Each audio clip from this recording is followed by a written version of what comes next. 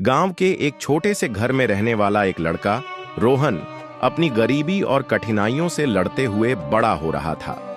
उसका सपना था कि वह एक बड़ा डॉक्टर बने और अपने गांव के लोगों की मदद करे, क्योंकि वहां अच्छे डॉक्टरों की बहुत कमी थी।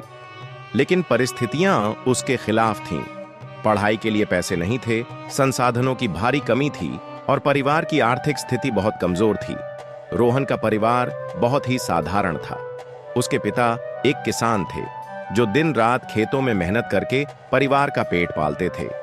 माँ एक गृहिणी थीं जो सिलाई बुनाई करके कुछ अतिरिक्त पैसे कमाने की कोशिश करती थीं। लेकिन इतनी मेहनत के बावजूद भी परिवार की आर्थिक स्थिति ठीक नहीं थी। रोहन के अंदर पढ़ने की ललक थी, लेकिन किताबें खरीदने के लिए पैसे नहीं थे। गांव में एक सरकारी स्कूल था जहां वह पढ़ता था, लेकिन वहां विज्ञान और गणित के अच्छे शिक्षक नहीं थे, जिससे उसे कठिनाई होती थी। फिर भी उसने हार नहीं मानी। वह अपने सीनियर छात्रों से पुरानी किताबें मांगकर पढ़ता, गांव के एक बूढ़े अध्यापक से गणित सीखता और रात में लालटेन की रोशनी में घंटों पढ़ाई करता। रोहन ने अपनी मेहनत से 10वीं की परीक्षा दी और अच्छे अंकों से पास हो गया। लेकिन आगे की पढ़ाई के लिए उसे शहर जाना था, जिसके लिए पैसे नहीं थे। उसने अपनी माँ पिता से कहा कि वह ट्यूशन पढ़ाकर अपने खर्चे खुद उठा लेगा।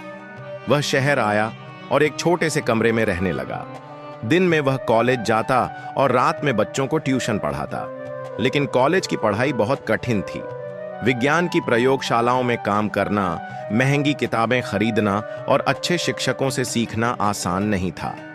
पहली बार जब उसने मेडिकल एंट्रेंस परीक्षा दी तो वह असफल हो गया। वह बहुत निराश हुआ, लेकिन उसने हार नहीं मानी।